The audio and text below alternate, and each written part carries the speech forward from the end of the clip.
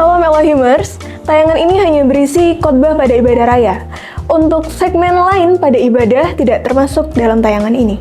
Kami mengundang Bapak Ibu Saudara untuk hadir dalam ibadah raya secara onsite baik di ibadah raya 1 yaitu di pukul 6 pagi dan juga ibadah raya 2 pukul 4 sore. Selamat sore Bapak Ibu, Shalom. Puji Tuhan, apa kabar Bapak Ibu? Baik. Saya berharap saudara tetap ada di dalam kondisi yang kuat di dalam Tuhan ya.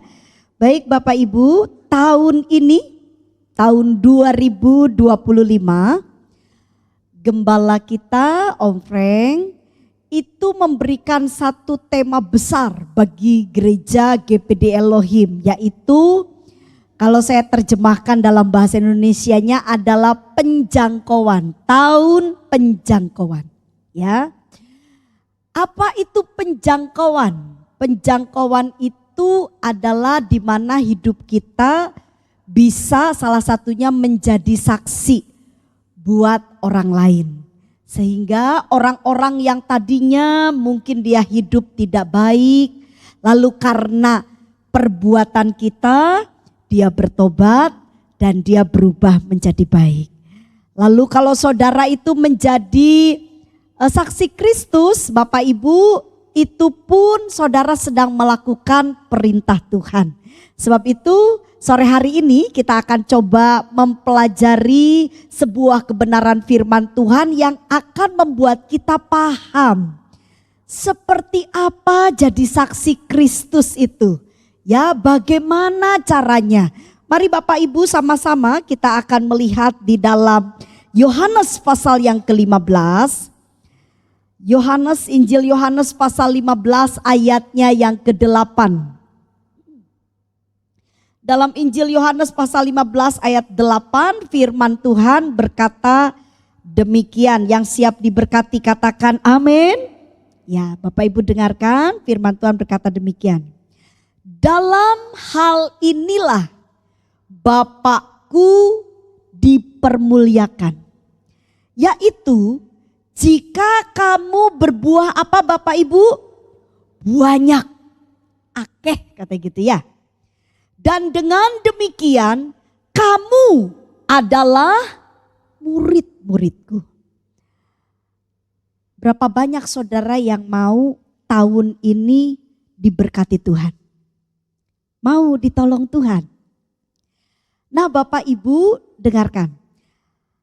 Sebuah perintah jadi menjadi saksi Kristus itu adalah sebuah perintah. Yang namanya perintah kalau dilakukan mendatangkan berkat, kalau tidak dilakukan akan mendatangkan apa Bapak Ibu? Hukuman. Jadi ini sangat penting Bapak Ibu. Ya, kalau kita perhatikan perintah Tuhan itu adalah untuk menjadi saksi. Nah, kita sekarang sore ini kita coba untuk merenung. Tadi pagi saya menjelaskan tentang garam dan terang. Nanti kalau Bapak Ibu mau lebih menyimak seperti apa garam dan terang, boleh Bapak Ibu buka di YouTube ya. Karena yang kalau pagi itu disiarkan ya. Saudara, sore ini saya ingin belajar mengajak Bapak Ibu memahami dari cara pandang yang lain. Dalam pengertian menjadi saksi. Karena ini penting, sekali lagi yang mau diberkati katakan amin. Bilang kanan kiri harus jadi saksi. Terus bilang gini, ojo jadi batu sandungan. Gitu saudara. Sambil diliatin mukanya saudara biar sadar orang itu. Harus jadi saksi. Dan ini sangat penting Bapak Ibu. Saya tadi siang di satelit di Surabaya, saya tekankan gini, enggak usah bingung-bingung kalau kita mau tahun ini menjadi tahun yang berkemenangan. Cukup nyenengno Tuhan. Cukup hidup kita tuh menyenangkan Tuhan. Ya apa Tuhan itu bisa senang? Kalau kita melakukan perintahnya. Coba anak-anak di sini. Ya. Kalau seorang anak kepengen buat papa mamanya seneng ya apa? Yuk dengerin nasihatnya. Apa yang diperintahkan oleh orang tua, kalau anak itu mendengar dan melakukannya, minimal itu buat orang tua itu adem. Tapi ketika orang tua memberi aturan, memberi perintah, lalu sama si anak itu dilanggar, apa yang terjadi? Orang tua akan kecewa. Begitu pula kita dengan Tuhan Bapak Ibu. Nah Tuhan kasih perintah harus jadi saksi. Coba Bapak Ibu, saya ingin mungkin saudara tadi waktu saudara baca di Injil Yohanes 15 ayat 8, di mana jadi saksinya? Coba Bapak Ibu lihat dalam Yohanes 15 ayat 8 ini dikatakan dalam hal inilah Bapakku dipermuliakan. Perhatikan kata dimuliakan. Ya. Kata dimuliakan Bapak Ibu dalam bahasa asli itu ditulisnya adalah dokazo. Sama-sama dengan saya katakan gini, dokazo, 2, 3.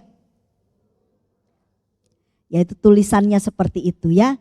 Ini biasanya di ilmu bidang fisika, ya alfa, beta, gamma itu selalu tercantum karena ini adalah tulisan Gerika. Alkitab kita Perjanjian Baru itu dalam bahasa Yunani atau disebutnya Gerika. Bapak Ibu kalau mempelajari di sini dimuliakan. Dokazo. Apa arti dokazo?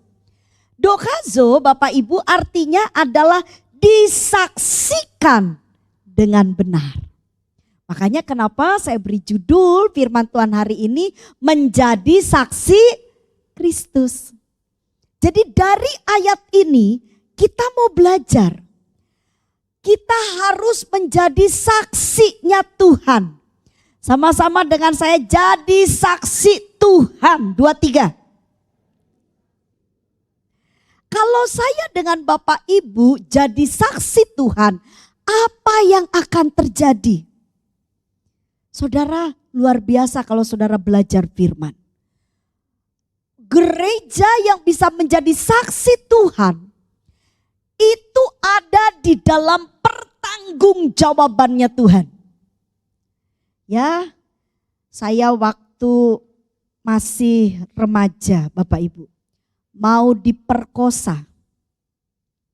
Saudara saya waktu saya menikah tahun 2002 ya. Sama papahnya Joy itu. Saya bilang sama suami saya ya, dia sudah resmi jadi suami saya. Saya bilang gini, "Ko, aku mau cerita dulu." Nah, biasanya para wanita itu akan bongkar-bongkaran di malam pertama ya. Tidak mungkin sebelumnya. Karena apa? Yo kalaupun ada apa wis diikat. Kan udah resmi. Saya cerita. Oh saya dulu pernah begini. Lalu saya bilang gini, tapi kamu ndak usah khawatir. Aku masih perawan. Ya, saya masih ingat reaksinya Kodan itu waktu saya bilang, aku masih perawan. Dia masih, puji Tuhan. Soalnya waktu dengerin, katanya, siapa yang memperkosa kamu? Katanya, pamanku sendiri. Loh kok iso? Yo. Mamaku yang menyuruh untuk pamanku memperkosa aku. Karena alasannya karena aku jadi orang Kristen. Dan mama bilang kalau malam ini kamu ndak mau tinggalkan Yesusmu, mati kamu. Lalu mama saya bilang gini sama paman saya, sebelum si Vera kita bunuh, kamu nodai dia dulu, perkosaan dia. Itu mama kandung saya saudara. Makanya tadi pagi saya saksikan saya sempat pengen bunuh mama kandung saya. Karena kepahitan. Tapi puji Tuhannya saudara firman itu mengubahkan saya. Ya, kalau kita hari ini jadi orang baik itu karena Tuhan. Amin. Coba lihat kanan kiri, karena Tuhan. Karena Tuhan. Ya saudara, hari ini ibadah itu karena siapa? Karena Tuhan. Jadi Bapak Ibu, menjadi saksi itu bukan sesuatu yang cukup nyaman ya. Saudara, kalau saya merenung, saya coba ya apa ya? Ketika saya betul-betul belajar untuk jadi saksi Tuhan. Jujur, secara kasat mata saudara, bukannya saya menerima sesuatu yang baik, tapi diusir oleh mama kandung saya. Ketika saya diketahui jadi orang Kristen, marah keluarga besar. Tapi Bapak Ibu tahu apa yang Tuhan lakukan kepada saya? Saya dilindungi oleh Tuhan. Berikan tepuk tangan yang paling meriah buat Tuhan kita. Waktu paman saya akan memperkosa saya, siapa yang buat paman saya kaget? Orang Sunda bilang jengkat bulu. Padahal kan gak ada orang di kamar itu. Tapi waktu paman saya akan menyentuh saya, paman saya ketakutan. Lalu keluar. Sampai hari ini saya juga bingung. Ya, paman saya sudah meninggal, saudara. Jadi saya enggak ngerti apa yang terjadi malam itu. Tapi setelah saya belajar firman Tuhan, saya sudah dewasa. Saya baru ngerti bahwa orang-orang yang percaya kepada Tuhan Yesus dan hidupnya benar-benar, dia bisa dipercaya oleh Tuhan, tetap mengaku dengan mulutnya bahwa Yesus adalah Tuhan meskipun aniaya ada di depan. Ya, mama saya sempat godok air, saudara, saya mau direbus. Oh Bapak Ibu, enak ya saksinya hari ini. Tapi saudara tahu pada waktu kejadian itu gemetar saya, ketakutan saya. Tapi saya mau bilang sama sekali lagi, Tuhan tempat pertolongan orang percaya. Amin. Jadi saudara, kalau saudara jadi saksi Kristus, saudara betul-betul hidupnya percaya kepada Tuhan Yesus, apa yang akan terjadi? Kita akan dilindungi Tuhan. Kita nggak tahu tahun 2025 ini apa yang akan terjadi. Saudara, sudah ada yang bisa meramal diri saudara? Kita nggak pernah tahu bagaimana hidup ekonomi kita di tahun 2025. Kita nggak pernah tahu usaha kita, kesehatan kita, rumah tangga kita, apa yang akan terjadi di tahun ini. Tapi dengar baik-baik, siapa di sini yang mau tahun ini tetap saudara diberkati Tuhan? Katakan amin. Saudara yang mau rumah tangganya tetap dijagai Tuhan, katakan amin. Saudara siapa yang mau ekonominya tetap dipelihara Tuhan, katakan amin. Mau sehat, berikan tepuk tangan yang meriah buat Tuhan kita. Amin. Kalau saudara mau hal-hal yang baik itu, saudara harus ada di dalam genggamannya Tuhan. Amin. Nah caranya ya apa? Yaitu jadi saksi. Jadi saksi Tuhan. Penyakit tidak bisa membatasi kita untuk kita tidak bersaksi. Yang setuju katakan amin. Bahkan di saat saudara sakit, saya masih ingat ketika almarhum papa mertua saya sakit, saudara. Jadi papa itu kalau keluar dari rumah sakit itu saudara cuma 3-4 hari. Selanjutnya masuk rumah sakit lagi berbulan-bulan. Minimal itu 2 minggu, 3 minggu. Saudara, saya itu hari itu betul-betul saya dengan suami cuman lihat anugerah Tuhan yang besar. Pertolongan Tuhan yang ajaib. Nah lucunya satu kali ketika papa itu sedang memang dirawat di rumah sakit, mendengar salah satu anggota care-nya juga sakit. Apa yang terjadi saudara? Nah papa saya bilang gini, Vek, iku loh bapak iku sakit. Katanya di rumah sakit ini Vek yang sama. Vek papamu ke situ. Waduh saya bilang, papa kan gak bisa jalan. Vek pokoknya papamu ke situ. saudara, iki ya wes orang sepuh ya. Ya opo, saya bilang ya udah ya sebentar ya, saya carikan kursi roda. Saya tanya sama suster, saya bilang sus pinjem kursi roda. Jadi saya angkat, untung papa itu jadi kurus saudara. Jadi saudara jangan pikir Pak Wijaya diangkat Bu Vera kurus saudara ya. Jadi saya meskipun saya juga agak ngotot gitu ya, angkat terus gitu. Pelan-pelan ya Pak, iya ya infusnya apanya. Terus itu, ayo Ve cari Ve kata gitu. Oh iya ya, saudara tahu. Itu bapak yang sakit ternyata merasa dirinya tuh lemah sekali. Jadi dia sudah tidak mau duduk, tidak mau apa katanya. Tapi waktu dibesuk ambek papa saya saudara. Ya papa saya lihat, kenapa? Sesama orang sakit ya, saling memberkati.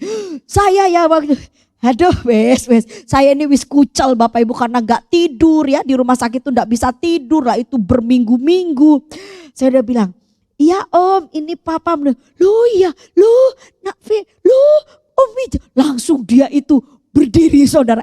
Pak jangan berdiri Pak. Gak. Loh Pak Wijaya loh sakit kayak gitu loh. Masih mau melihat saya. Padahal saya sakitnya itu. Kalau dibanding Pak Wijaya itu. Saya sakitnya biasa aja Bu. Terus dia, gak apa-apa Om. Ayo kita berdoa sama-sama. Jadi Papa itu doakan saudara ya. Supaya saya tahu Papa Wijaya itu suaranya keras saudara. Jadi oh Tuhan ya bergetar dua-duanya. Saya enggak tahu ini bergetar urapan atau kedua-duanya sakit. Saya bilang ya coba saya tuh berdoa Tuhan tolong. Ya Bapak Ibu dengar. Tidak ada halangan dalam hidup kita untuk kita tetap jadi saksi Tuhan. Amin. Jadi mari kita belajar dengan baik. Nah saudara, jadi bagaimana caranya supaya kita jadi saksi Kristus? Saudara perhatikan Yohanes tadi ayat 15 ayat 8. Dikatakan, dalam hal inilah Bapakku dipermuliakan. Nah jadi kalau kita mau jadi saksi Kristus, menyaksikan Tuhan yang benar, maka ayatnya dengan jelas bilang begini, jika kamu berbuah apa? Banyak. Kita lihat dulu ya Bapak Ibu. Apa itu berbuah? Jangan salah menerjemahkan. Kata berbuah Bapak Ibu dalam bahasa asli itu ditulisnya karpos. Sama-sama dengan saya katakan karpos. Nah, itu tulisannya kayak gitu ya. Karpos. Kalau di bahasa Gerika itu huruf P itu R. Nah huruf yang seperti itu harusnya kayak P gitu itu jadi R. Ya, jadi dibalik saudara ya karpos. Apa arti dari karpos? Berbuah. Mungkin saudara akan bilang, kita ini mau penjangkauan jiwa, kita harus berbuah. Apa itu berbuah? Mari kita lihat baik-baik. Ini adalah pengertian aslinya berbuah. Kata berbuah adalah hasil atau dampak yang baik dari sebuah sikap hidup. Jadi berbuah itu adalah hasilnya saudara, hasil dari apa? Dari sikap hidup. Kalau Bapak Ibu sikap hidupnya benar, buahnya pasti benar. Yang paham katakan amin. Kalau sikap hidup Bapak Ibu jahat, maka buahnya pasti tidak baik. Makanya nabi palsu itu dilihat dari apa? Dari buahnya, dari perbuatannya. Bagaimana hasil dampaknya? Ya, orang khotbah itu semua pinter khotbah, semua bisa khotbah. Saudara, kalau orang itu mau ngomong, ada orang yang pinter banget bicara. Nah, ya, semua kadang saya kaget ya beberapa hampir 11-15 tahun yang lalu ada sebuah komunitas mengajarkan cara berkhotbah. Saya bilang, kalau mau ngajarin pidato masih mending loh, iki cara berkhotbah. Seharusnya kalau belajar berkhotbah itu harusnya ada di bawah naungan sekolah Alkitab. Karena sebelum mereka berkhotbah mereka dibina dulu karakternya. Jadi khotbah itu bukan asal ngomong Bapak Ibu. Khotbah itu adalah mengungkapkan isi hati Tuhan. Makanya saudara, firman, waktu orang berbicara tentang firman, itu dia harus connect dulu dengan Tuhan. Saya tidak tahu masalahnya Bapak Ibu, biar saya kenal nama saudara. Tapi kan tidak semua Bapak Ibu terbuka dan ngasih tahu masalah Bapak Ibu sama saya. Ketika saya berkhotbah Bapak Ibu menyampaikan firman Tuhan, kadang-kadang saudara bisa bilang begini, loh, puji Tuhan, itu jawaban Tuhan. Saudara tahu, meskipun saya tidak paham masalah saudara, tapi Tuhan tahu kehidupan saudara. Amin. Waktu saudara diem, nangis, saudara berseru, saudara mungkin ngomong sama ini sama itu, tidak ada yang dengar. Saudara sedang bergumul sendiri, tidak ada orang yang perhatikan saudara. Tapi ingat Bapak Ibu, ada dua mata yang memperhatikan Bapak Ibu. Dan dia adalah Bapa kita yang baik. Jadi sore ini Bapak Ibu, mari kita coba simak apa yang Tuhan mau saudara lakukan.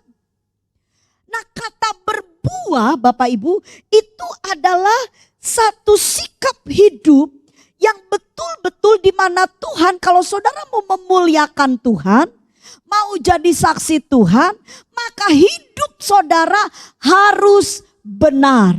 Tolong bantu saya khotbah, lihat kanan dan kiri yang ada orang ya, jangan tembok saudara ya.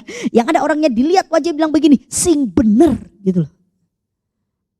Hidup kita harus benar. Coba cek rumah tangga saudara. Cek pergaulan saudara. Kalau bisa hari ini cek HP saudara. Amin. Itu HP saudara udah benar belum? Apa yang saudara bicarakan dalam HP? Apa yang saudara simpan gambar-gambar di HP? Apa yang saudara kunci dalam HP saudara? Hati-hati.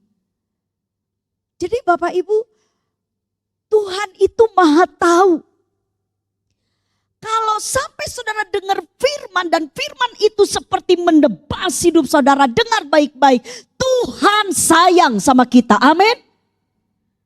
Tuhan tidak mau satupun di antara kita binasa. Hati-hati saudara, seburuk-buruknya kejahatan ditutup sedemikian rupa, serapat-rapatnya. Tuhan itu tidak bisa dipermainkan. Yang setuju katakan amin. Bilang kanan kiri, didengerin. Hati-hati. Kita bisa berbohong sama manusia, tetapi kita tidak bisa berbohong dengan Tuhan. Amin. Ya. Jadi Bapak Ibu, mari kita hidup dalam kebenaran. Supaya apa? Supaya kita jadi saksi Tuhan. Nanti kalau saudara jadi saksi Tuhan, apa yang akan terjadi dalam hidup saudara? Tuhan akan mencukupkan. Tuhan akan memelihara saudara. Masa depan saudara penuh dengan harapan. Yang percaya beri tepuk tangan yang meriah buat Tuhan kita. Asal kita hidup benar. Coba Bapak Ibu sekarang bagaimana caranya supaya kita hidup benar? Ya, saudara perhatikan ada satu kebenaran firman Tuhan tetap di Injil Yohanes. Dan memang ini masih berkaitan. Bagaimana supaya kita itu hidup dalam kebenaran. Ya apa sih hidup benar? Misalnya bilang gini, aduh biasanya kalau anak-anak muda panggil saya Kak V. Dia bilang gini, Kak V aku tuh udah tahu aku pengen hidup benar. Tapi aku tuh gak bisa lepas Kak V. Ini terlalu mengikat aku. Aku gak bisa Kak V. Aku tuh terikat dengan pornografi. Aku nih terikat dengan seks bebas. Aku nih terikat dengan perselingkuhan. Aku nih terikat dengan kebohongan, perjudian, penipuan. Kak, tapi aku tahu itu tuh salah. Ya apa caranya supaya aku terlepas dari semuanya? Mari kita bahas firman Tuhan ini. Bapak Ibu sama-sama mari, siapa yang mau diberkati katakan amin. Saudara lihat Yohanes 12 ayat 32. Injil Yohanes 12 ayat 32. Firman Tuhan dengan jelas katakan begini. Dan aku Ini Allah ya. Apabila aku ditinggikan dari bumi, aku akan menarik semua orang datang kepadaku. Orang Ibrani, kan Tuhan Yesus waktu hadir di muka bumi ini, lahirnya, budayanya adalah pakai cara tradisi orang-orang Ibrani. Jadi kita harus belajar tradisi orang Ibrani, Bapak Ibu. Orang-orang Ibrani, Bapak Ibu, itu banyak pakai kata kiasan. Jadi kalau kita baca Alkitab, itu kita harus paham dulu. Ini itu adalah pernyataan secara memang bisa diterjemahkan dalam kehidupan sehari-hari, atau ini sebuah kiasan, peribahasa.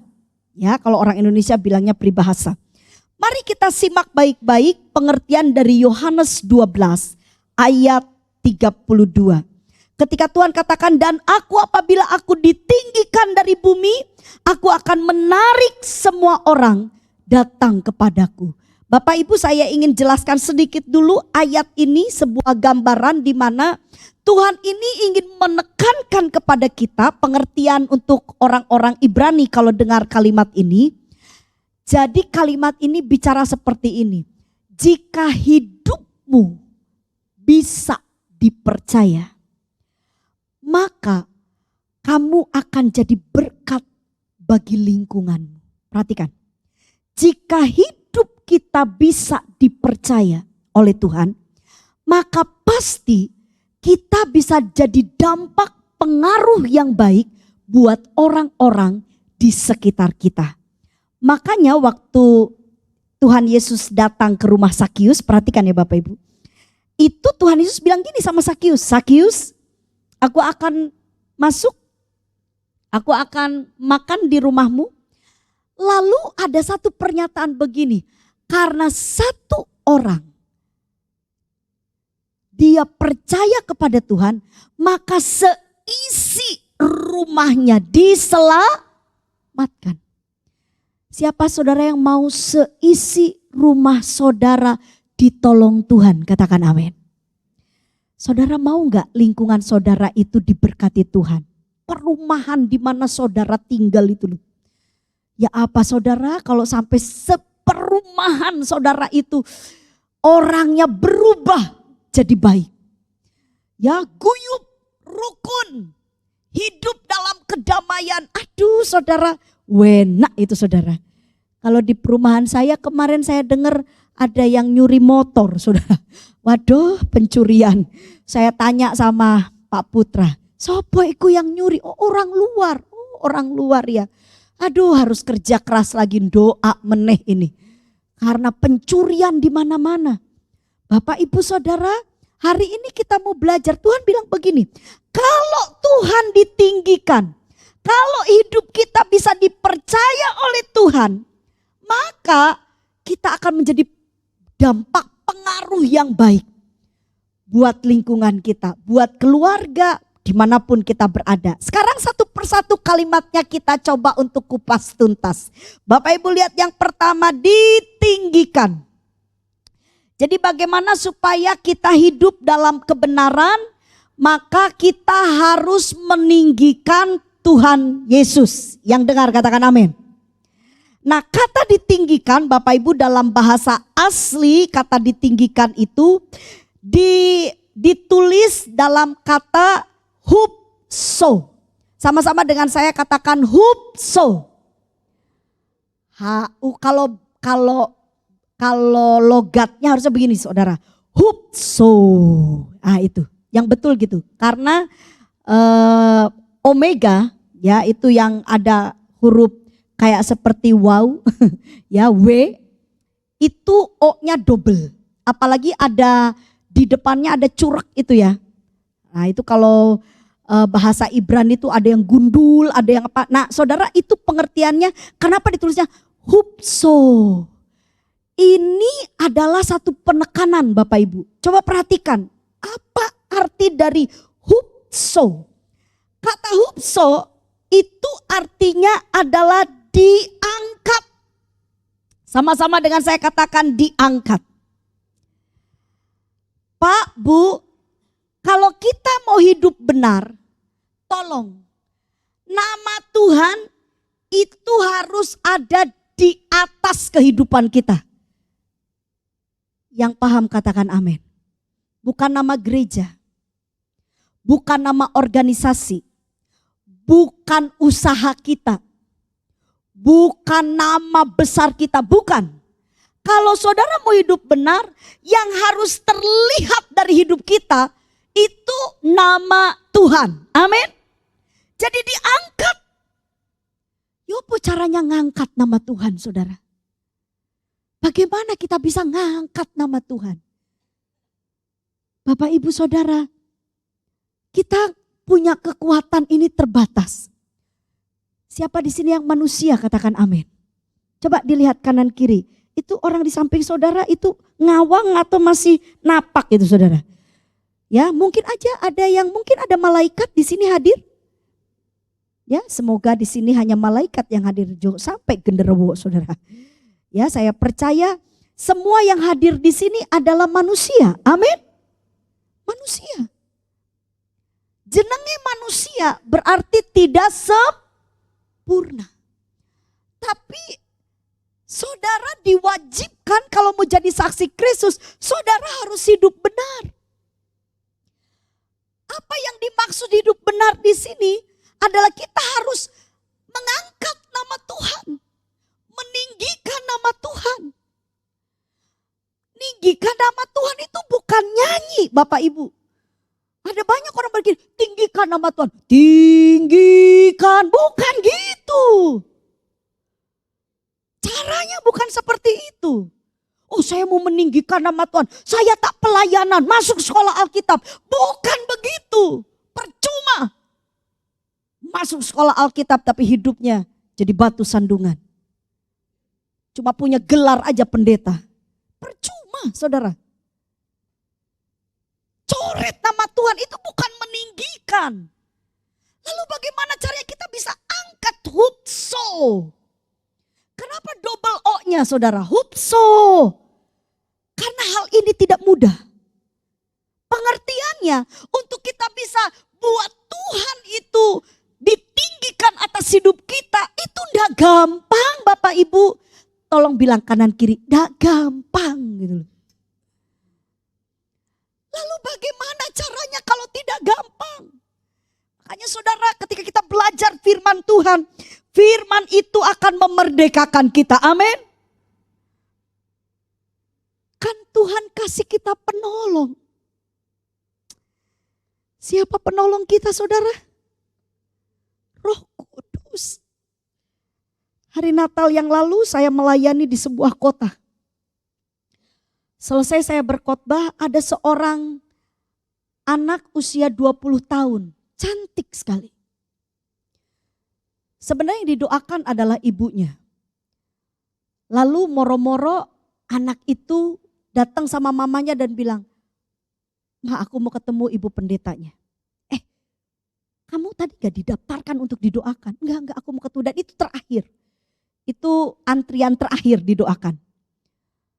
Nah saya lihat, terus ini anak kayak seperti pengen sekali ketemu saya lihat mukanya, saya bilang, "Noni sini, enggak apa-apa, sini." Lalu ibu bilang, "Maaf ya Bu Vera ya, jadi merepotkan." "Oh enggak apa-apa Bu, biar anaknya ketemu saya." Dia lihat saya saudara, saya duduk. Aduh Bapak Ibu, saya enggak tahu ya, semoga anak-anak kita ini dilindungi Tuhan, amin. Jadi dia cerita sama saya. Waktu cerita dia enggak nangis. Enggak ada tuh air muka. Maksudnya wajah yang memperlihatkan bahwa dia itu terluka. Karena ternyata pergumulan hidupnya udah lama, udah dari SD.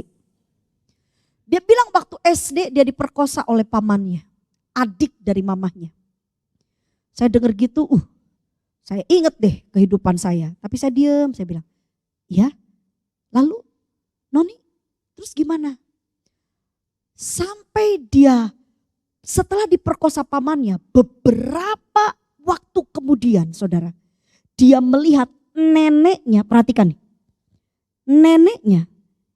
Jadi ini mama dari pamannya kan, itu berhubungan badan dengan pamannya ini. Ini anak SD saudara. Dia lihat semuanya. Setelah dia masuk SMP, adik laki-lakinya, adik kandung saudara, itu liatin film porno sama dia. Dan apa yang terjadi? Saya kasih buka semua sama Bapak Ibu. Supaya Bapak Ibu mengerti ini kondisi generasi muda. Jangan sia-siakan anak-anak kita, amin. Saudara jagai mereka. Saudara tahu, akhirnya ini kakak dengan adik berhubungan badan. Dia cerita semua sama saya. Dan dia bilang sama saya begini, Tante, saya tidak tahu kalau itu salah. Oh, saya bilang gini, saya tidak mengerti karena saya melihat nenek saya bisa melakukannya dengan paman saya. Berarti kalau sesama keluarga itu tidak masalah. Terus saya diem, saya udah gak bisa ngomong saudara. Dan dia akhirnya bilang sama saya begini, tapi Tante, bulan November lalu, kan ini bulan Desember ya. Jadi 1 bulan sebelumnya, saya dijamah Tuhan. Lalu dia mulai berbesmili saudara. Nah dia mulai menangis terisak-isak ketika saya bilang, tanya sama dia, apa kamu sudah cerita dengan mamahmu? Kalau pamanmu sempat memperkosa kamu? Dia mulai tatap wajah saya dan dia bilang gini, Mama marah. Hah? Mama marah? Marah sama paman? Bukan. Mama marah sama aku. Mama bilang bahwa kamu ini pasti nakal. Adikku tidak mungkin seperti itu. Kalau sampai adikku tuh mau meniduri kamu, berarti kamu itu yang salah. Waduh saudara, ini anak sudah terkapar, menderita. Mama bukannya bela, bukannya menolong, tapi menindas. Saudara, saya enggak bisa ngomong. Saya cuma peluk anak ini. Saya bilang, nih, Tante kasih nomor Tante. Kalau ada apa-apa, kamu hubungi Tante. Terus dia bilang gini, apakah masih ada harapan buat aku Tante? Untuk aku lihat masa depan yang baik. Saya bilang, masih ada. Masih ada. Ya saya doakan dia. Aduh anak ini berpenampilan sangat cantik. Usianya sama dengan anak saya. Saya hancur saudara. Saya betul-betul berkata Tuhan, generasi ini loh hancur. Nah saudara perhatikan, bagaimana caranya Tuhan diangkat dalam hidup kita. Dan kalau sepertinya hidup kita udah rusak. Hidup kita ini sudah tidak karu-karuan. Bapak Ibu dengar baik-baik. Ini ada sesuatu yang perlu Bapak Ibu pahami. Anak ini saudara, saya sempat tanya, waktu kamu itu dijamah Tuhan, itu kamu sedang mengalami apa? Iya Tante, saya sedang berdoa. Waktu itu saya tuh sudah bingung dengan hidup saya. Karena akhirnya dia juga melakukan seks bebas dengan pacarnya. Dia ganti-ganti pacar dan dia melakukan seks bebas. Saya sampai bilang, aduh ini anak saya takut dia mengalami penyakit. Bapak Ibu, saya doakan dia. Waktu saya jamah kepalanya. Seperti Roh Kudus bicara kuat di hati saya. Bahwa Tuhan mau pakai dia. Saudara saya peluk dia. Saya bilang, masih ada harapan buat kamu. Kamu harus penuh dengan Roh Kudus. Bapak Ibu, kita memang sulit untuk bisa jadi saksi Tuhan. Hidup benar itu sulit. Di tengah kondisi yang tidak baik seperti ini. Banyak orang jahat di sekitar kita, sulit. Tapi dengar baik-baik. Ada Roh Kudus. Berikan tepuk tangan yang paling meriah buat Tuhan kita. Ya, Tuhan itu baik. Tuhan tahu bahwa hari-hari terakhir ini kita akan mengalami masa yang sulit. Ada banyak kejahatan saudara. Tapi ketika Roh Kudus itu dicurahkan, menguasai hidup saya dengan saudara. Roh Kudus itu akan membawa kita pada segala kebenaran. Saudara, kalau saudara hidup di bawah ya kendali kuasa Roh Kudus, saudara akan mengalami sesuatu yang di luar dari kemampuan saudara. Saya masih ingat Bapak Ibu, satu kali saya tuh suka ketika Ya ekonomi saya dititipin Tuhan, ada lebih gitu saudara ya. Saya suka berbagi. Nah Bapak Ibu, saya itu sempat memberkati salah satu ya pelayan Tuhan. Moro-moro saudara, hidup pelayan ini gak beres. Apa yang terjadi saudara? Saya bilang, orang ini saya berkati kok hidupnya malah tambah ndak karu-karuan. Akhirnya Bapak Ibu, saya itu mau nyetop. Saya udah gak mau ngasih-ngasih lagi. Tapi saudara tahu waktu saya berdoa, Roh Kudus mengurapi saya. Jangan di-stop berkatnya. Saudara tahu, kalau emosi saya lihat orang, nih orang kok gak bisa dipercaya ya, kok jadi begini. Saya bilang saya udah gak mau tolong-tolong lagi. Tapi waktu saya berdoa, Roh Kudus jamah hati saya, gak boleh gitu, lihat anak-anaknya. Saudara, kadang-kadang Roh Kudus itu menuntun kita melakukan sesuatu yang bertolak belakang dengan kedagingan kita. Yang setuju katakan amin. Ya, kalau pasti saudara punya pengalaman ya. Kepengennya kita itu balas gitu kan. Waktu orang itu berbuat jahat sama kita, tak balas saya. Waktu orang itu mungkin melakukan sesuatu yang tidak baik, pengennya kita tuh tak tindes kamu ya. Maunya gitu, tapi waktu kita di hadirat Tuhan, Roh Kudus berkata, sabar.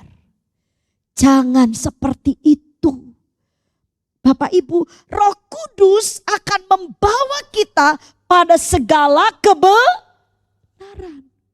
Makanya untuk Tuhan ditinggikan perlu kuasa Roh Kudus. Bilang kanan kiri harus banyak berdoa. Amin.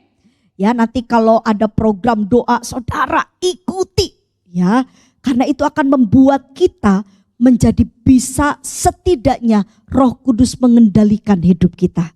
Bapak Ibu Saudara, lalu ditinggikan, dikatakan ini, kalau Tuhan ditinggikan, maka kata firman-Nya Tuhan akan menarik semua orang. Coba perhatikan kata menarik. Kata menarik Bapak Ibu dalam bahasa asli itu ditulisnya adalah eokuo. El-kuo. Perhatikan.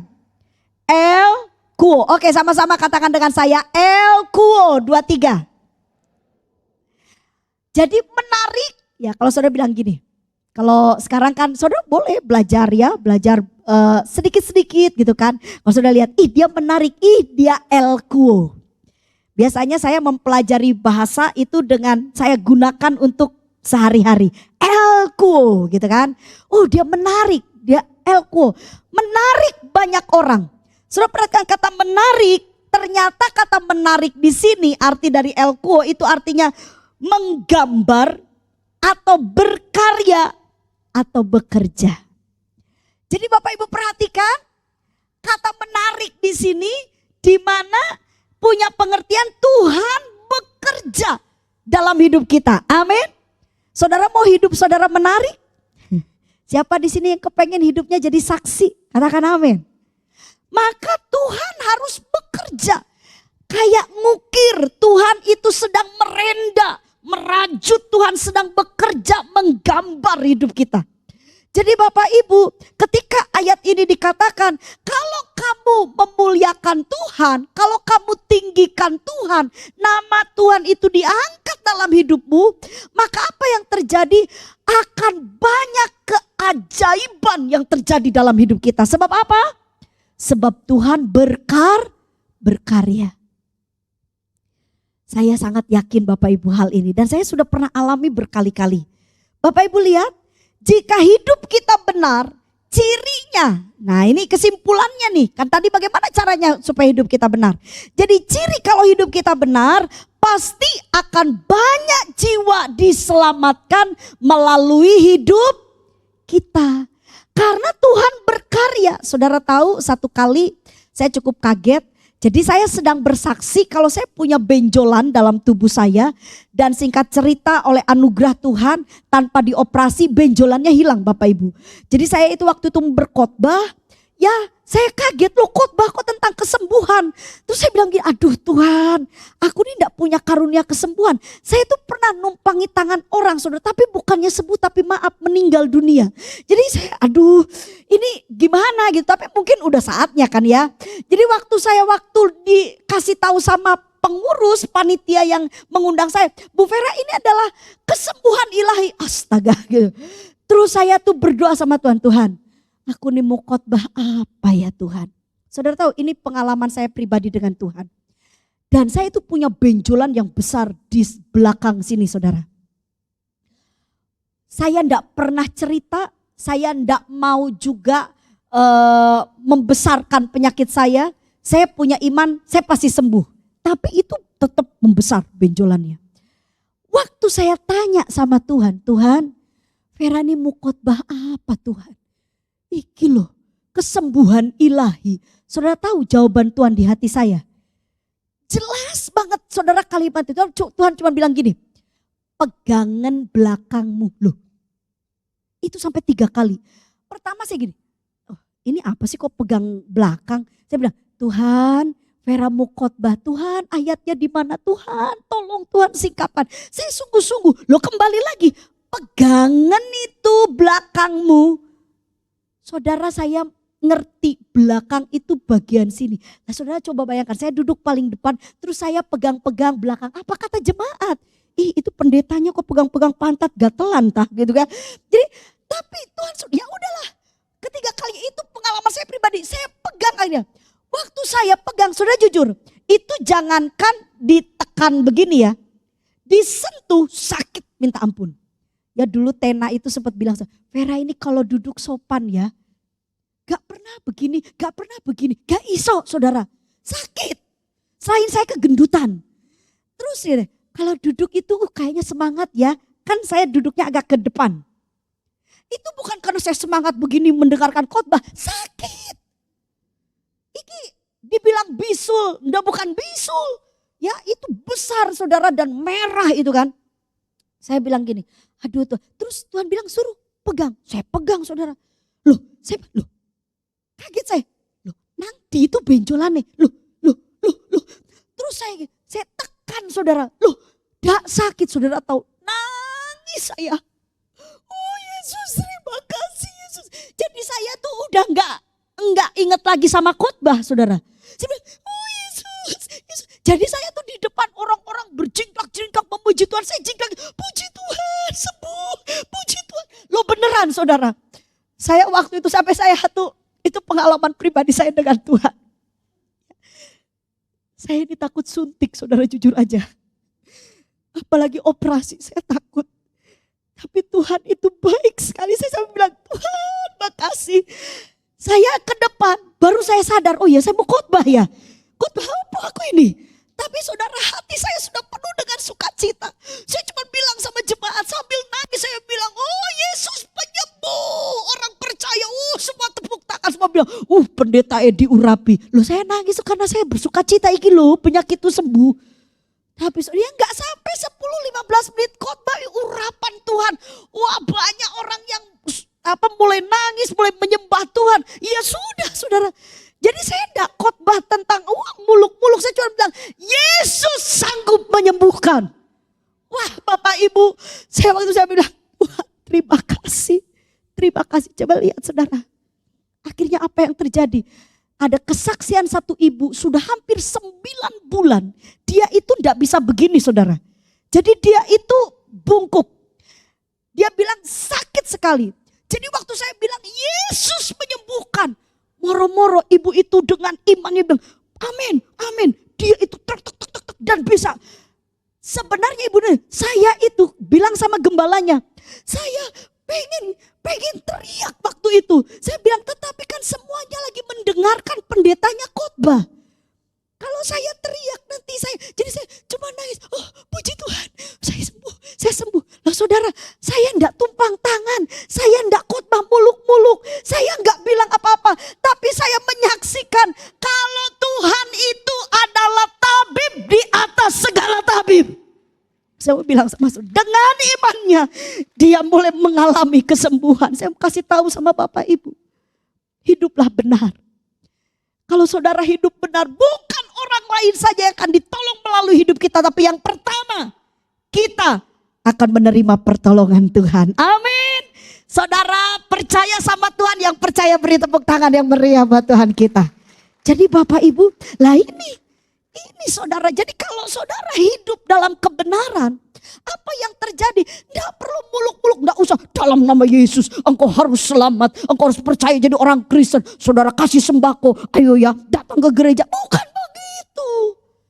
Kalau saudara mau orang-orang di sekitar saudara percaya sama Tuhan Yesus, saudara mau hidup saudara jadi saksi Kristus, hidup benar. Amin. Kita hidup benar, pasti mujizat akan terjadi. Itulah yang akan membuat mata orang yang tidak percaya terbuka. Yesus luar biasa. Saudara, cara meninggikan Tuhan. Saya kasih sesuatu yang simpel. Ya, mari kita lihat Yohanes 15 ayat yang kedua. Perhatikan baik-baik. Cara kita meninggikan Tuhan. Setiap ranting padaku yang tidak berbuah, perhatikan. Di apa katanya saudara? Dipotongnya, dan setiap ranting yang berbuah dibersihkannya supaya ia lebih banyak berbuah. Sekali lagi yang mau ditolong Tuhan katakan amin.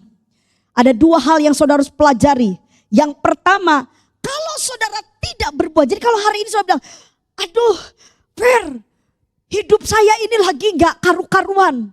Saya ini sebenarnya lagi terikat dengan dosa. Perhatikan, kata Tuhan di hari ini, kalau kamu tidak berbuah, kalau kamu belum hidup benar, maka sama Tuhan akan dipotong.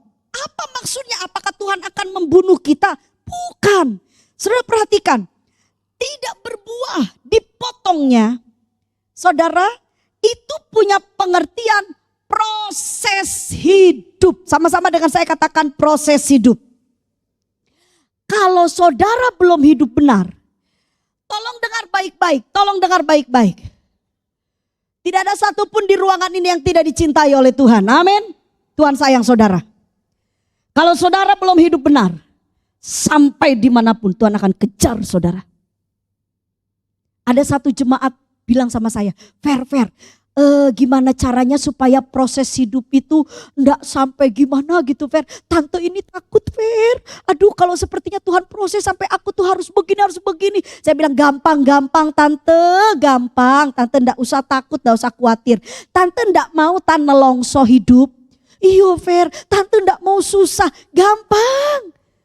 Ya apa caranya Fer? Nurut. Bilang kanan kiri, nurut. Tapi selama keegoan kita, selama kita punya hati dan pikiran, tidak cocok dengan firman Tuhan, siap-siap diproses. Saudara yang belum bisa berbuah, tidak usah khawatir.